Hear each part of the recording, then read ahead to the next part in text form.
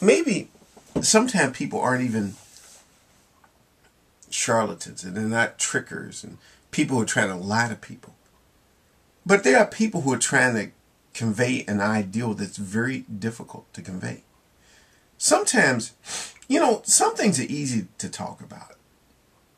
It's easy to talk about things. And then there are other things which are very difficult. I guess this would be true for anybody who has kids or has to deal with kids. Trying to get them to understand the importance of certain things, like being polite. Kids may not understand it, or caring about somebody else's feelings, empathizing with others, showing empathy. I think that's important. And kids may not see it right away. Some kids, however, do seem to get it. There are kids who can be very young and can be very empathetic, and others aren't.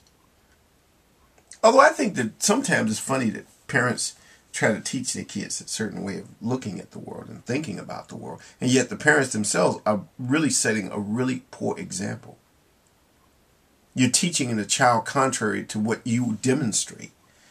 I was thinking about what Einstein said in a quote of his, where he said, leading by example is not the best way, it's the only way. I think that's true.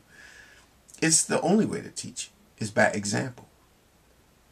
I was thinking about what I said about in my other job, where I didn't live the hypothetical life. And even in where I am now, but in another job where I was being very generous to people, where people mistreating others, I was doing the opposite. See, what I did was, instead of sitting around and doing what everyone else was doing, many people around me were complaining about the way people were being treated. They were complaining and they were talking about it and they were saying, oh, people are being mistreated and people are being treated unfairly and things like that.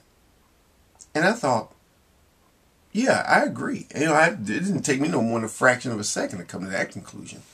But you know what? No one was doing anything about it. People were just complaining. A lot of people were just complaining. So many of my coworkers in our little unit separate from everybody else's thing, we were being mistreated. We were being dumped on and people were mistreating us and everything. They kind of brought me into that group. They chose me to be a part of them. And I, thought, okay, I need to do something. So I started doing something.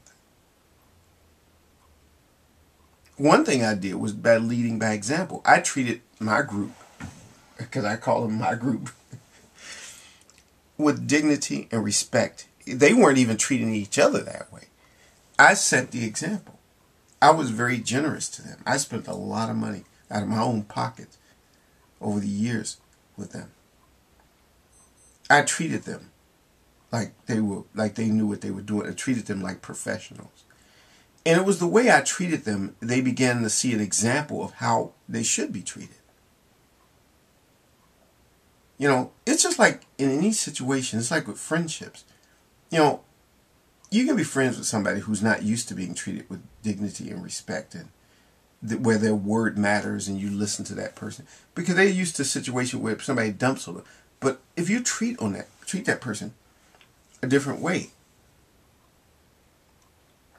they see, yes, that's how I should be treated. That's better. I prefer the way you treat me to the way other people have treated me. And I got so used to that. People sometimes have this little inner dialogue. I got so used to that I thought that was normal. I just thought that was the way it was. I just accepted that. Sometimes we just accept things as that's the way it is. It is what it is. That's just the way it is. It's like that.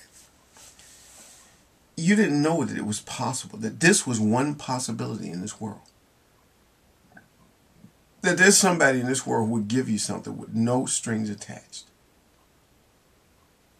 That somebody would care about you and not expect something in return. I showed people that was a real possibility. I was thinking about the whole religious issue for a moment here.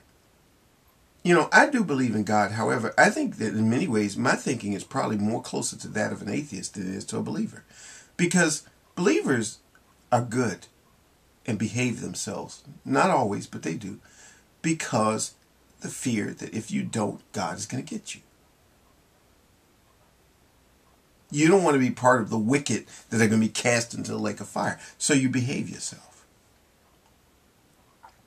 Although sometimes I've seen where people use their, buddiness with God as a justification for doing all kind of evil things. So those people don't act any better than anybody else.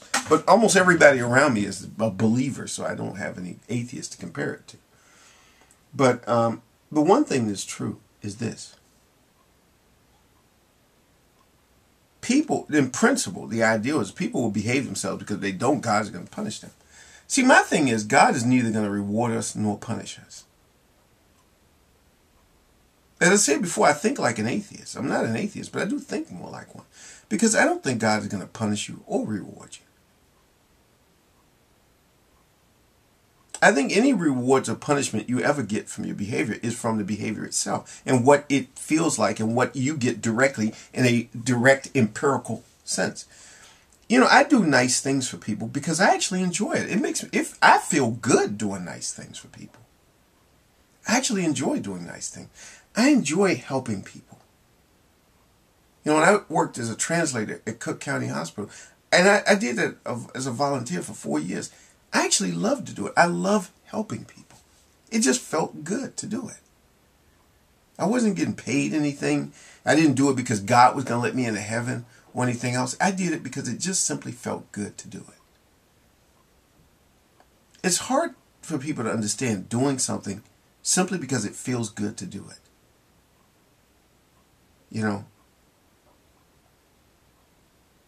I donate blood, for example, because I like to do it. I know that this is helping someone. It just feels good to do nice things for people. To buy things for people. To give people gifts. To give someone a compliment. To help someone during, times of need. To be supportive of other people. Those things just simply feel good.